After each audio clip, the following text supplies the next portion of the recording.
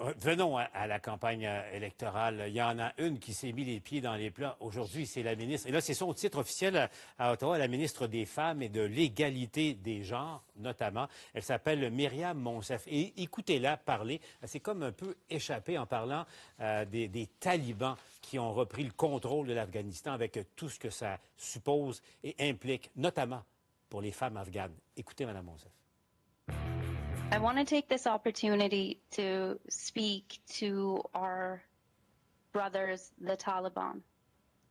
We call on you to ensure the safe and secure passage of any individual in Afghanistan out of the country.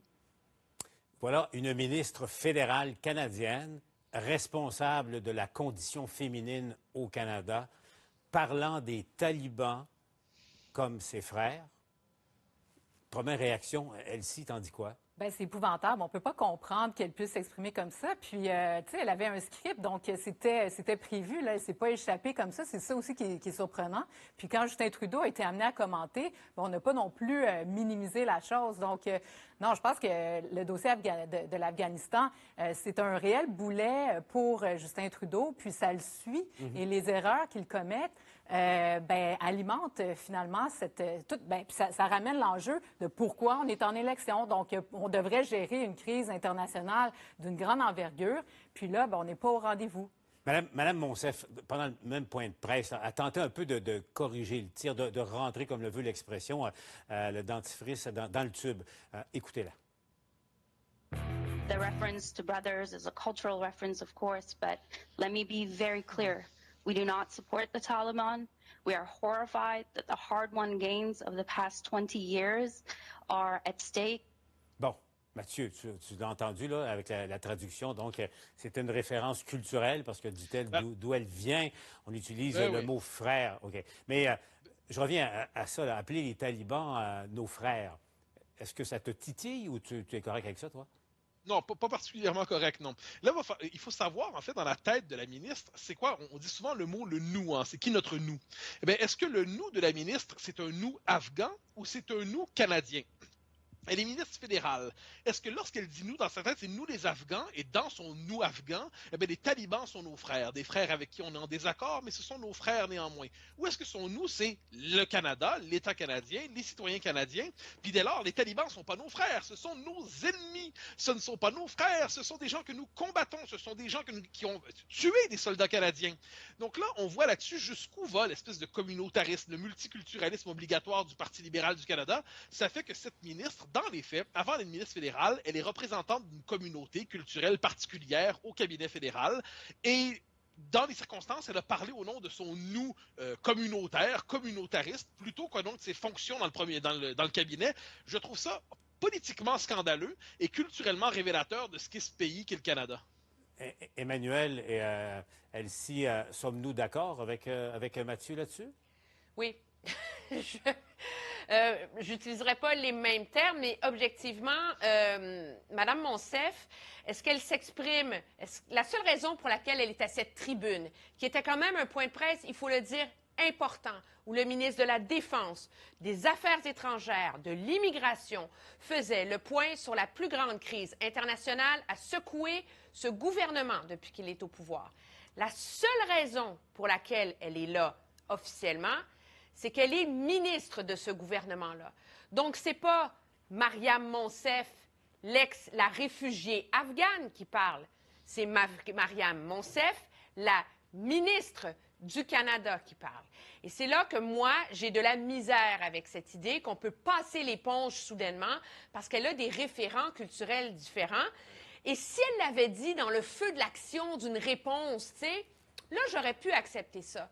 Mais c'est scripté, c'est écrit, on le voit, elle le lit. Et là, je vais avancer prudemment, mais je vais aller encore plus loin. Elle n'avait pas d'affaire à être à cette table-là.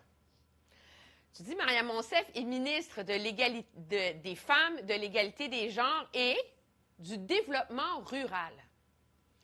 Est-ce que dans n'importe quel autre gouvernement, la ministre des Femmes aurait été dans un point de presse sur un enjeu géopolitique, diplomatique et militaire? La réponse, c'est non. Alors, on va dire oui, mais c'est parce qu'elle est afghane, elle a une connaissance de ces enjeux-là. Peut-être. Mais quiconque à Ottawa a évalué, a suivi la feuille de route de cette ministre depuis qu'elle est au pouvoir est en droit d'avoir des sérieux doutes sur sa fondamentale contribution à ce débat-là, parce que objectivement, elle a eu beaucoup plus de chances au sein du cabinet que la majorité des autres candidats potentiels au poste. Bon, Et c'est ça qui est révélateur qu'est-ce que de tu veux dire, l'attitude des Emmanuel? libéraux à ces enjeux-là. Qu'est-ce que tu veux dire avec ça, Emmanuel? Bien, ce que je veux dire, c'est qu'elle n'a pas été une bonne ministre jusqu'ici. Elle ne l'a jamais été. Elle a échoué dans une foule de dossiers. Donc, elle n'est pas une femme qui a bâti une crédibilité d'intervenante importante, majeure, etc. dans ce gouvernement-là. Alors, on est dans le jeu d'un gouvernement qui, depuis le début de son mandat, joue dans les symboles.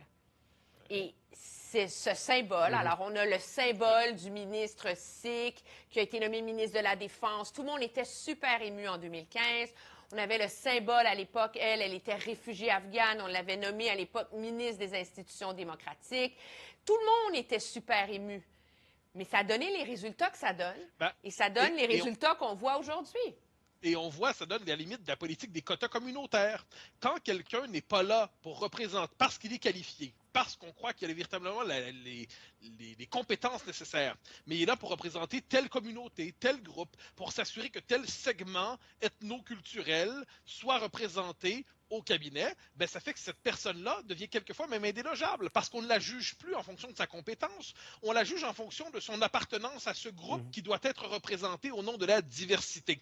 Ajoutons une chose, quand on est devant une gaffe comme ça, c'est une gaffe majeure. Est-ce qu'on peut imaginer ailleurs dans le monde occidental, chez nos alliés aujourd'hui, qu'une ministre du gouvernement canadien parle de nos frères les talibans? Il y a quelque chose de ubuesque là-dedans, il y a quelque chose de loufoque, de grotesque, et j'utilise des euphémismes. Alors, partout ailleurs, tout ce qu'on peut espérer, c'est qu'on n'en parle pas trop. Mais on en parle déjà ailleurs dans le monde de cette déclaration-là, avec une forme de perplexité, de stupéfaction. Mais encore une fois, c'est que ça en dit beaucoup sur la nature du lien politique au Canada. Madame est un quota communautaire représenté au cabinet fédéral. Elle n'est pas là pour elle-même, elle est là pour ce qu'elle est censée représenter comme symbole. On en voit le résultat. Ne bougez pas, on poursuit la discussion dans un instant à la joute. Reprenons la discussion sur cette déclaration de la ministre Myriam Monsef, qui, je le rappelle, a parlé des talibans en référant à ses frères. Elle a tenté de corriger le tir après, mais le mal était fait sans aucun doute. Allons voir les réactions, parce qu'évidemment, ça a suscité bien des vagues. Allons voir dans la campagne électorale, d'abord chez nous. Les talibans, c'est des terroristes. Nous n'avons pas l'intention de les reconnaître. Allez-vous lui demander de retirer ses propos? La ministre a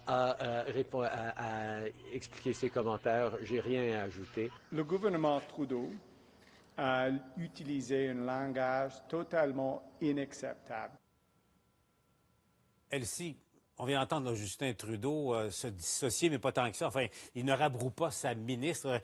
Est-ce qu'il n'aurait pas fallu justement qu'il le fasse pour éviter que ça prenne de l'ampleur, cette affaire-là, cette gaffe-là? Bien, en plus, AEIO, tu sais, donc difficile de répondre pour lui. En même temps, c'est parce que s'il la rabroue trop fort, c'est d'admettre une grosse erreur politique. Donc, il essaie de surfer entre les deux, mais c'est sûr que c'est extrêmement dommageable. Puis Erin O'Toole, bien, saute là-dessus. En même temps, lui doit être prudent aussi parce que s'il a l'air trop, tu sais, du général d'armée, bien, ça peut être dangereux d'éloigner une certaine part de l'électorat. Donc, moi, je trouve qu'il a bien répondu, là, Erin O'Toole, là-dessus.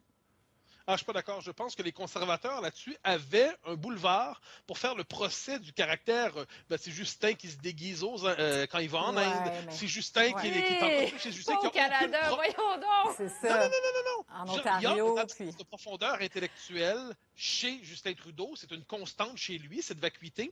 Et là, c'était l'occasion de montrer que sur une question fondamentale qui touche quand même à la définition du pays, qui touche aux excès du multiculturalisme canadien. Puis quoi qu'on en pense, il y a des Canadiens anglais ordinaires qui applaudissent pas nécessairement chacune des idées farfelues du multiculturalisme canadien. Il y avait une possibilité de frapper fort. Mais les conservateurs canadiens sont tellement paralysés à l'idée de ne pas avoir l'air gentil, doux et généreux, de ne pas être une copie un peu bleue des rouges, que finalement, ils se couchent. Et dans les circonstances, c'est une critique faible. Je partage pas ton analyse là-dessus. Je pense que le problème, c'est que l'Afghanistan, c'est un mauvais dossier pour tous les partis en campagne électorale. On s'entend? C'est M. Trudeau, c'est lui le premier ministre, c'est lui qui est pris à se dépatouiller avec et d'être coincé à faire moitié campagne, moitié premier ministre et tout ça. Mais pour M. O'Toole, moi, je trouve qu'il a eu la réaction adéquate de dire c'est inacceptable. Tout le monde va l'entendre, tout le monde le sait, mais c'est parce que dès que M. O'Toole parle d'Afghanistan, la question qui vient ensuite, c'est OK, vous feriez quoi, vous, à la place de M. Trudeau? Mais là, la réalité, c'est que. Non, mais c'est parce que la réalité, c'est que sur la question de l'Afghanistan, il n'y a personne qui a de solution magique. Emmanuel, là. Je ne suis pas dans les solutions magiques. Je dis que là, on a eu aujourd'hui une phrase d'une inconséquence grave qui fait honte au pays et dire les talibans, nos frères. Bon, ça, en tant que tel, peu importe la position politique qu'on a sur l'Afghanistan, là, il y avait quelque chose de grave. Et imaginons en plus, parce qu'il y a en plus une espèce d'éternel deux poids, deux mesures. Imaginons qu'un conservateur dise quelque chose de semblable. Aïe, aïe, aïe, aïe, aïe. Hein, imaginons, si ça nous ramène, hein, si ça avait été Erin O'Toole qui avait fait un blackface ou Andrew Scheer. Aïe, aïe, aïe. Eh bien, si c'est un conservateur. Ou un bloquiste. Dans les circonstances. Oui, bloquiste, on n'en parle même pas. Ouais. Alors, c'est pour ça, les conservateurs. Quand ils ont une aile conservatrice sociale un peu excitée ou un peu modérée, qu'importe, on a l'impression qu'ils ont des talibans dans leur rang. Mais inversement, quand les libéraux fédéraux vont dire les talibans nos frères, une formule qui est quand même lourde, on fait semblant que c'est une petite gaffe, puis on va pas revenir là-dessus. Les libéraux, on leur pardonne beaucoup de choses, on leur pardonne facilement beaucoup de choses. Il y a une forme de clause de pardon obligatoire. Personnellement, je ne leur accorde pas. Tu as raison, mais en même temps, on découvre Erin O'Toole. Donc, en ce moment, ça fonctionne. Donc, doucement, il amène son message. Le petit train va loin, Exactement. c'est ce que tu dis. Bon, En faire un peu trop, ça serait peut-être justement pas profitable pour lui.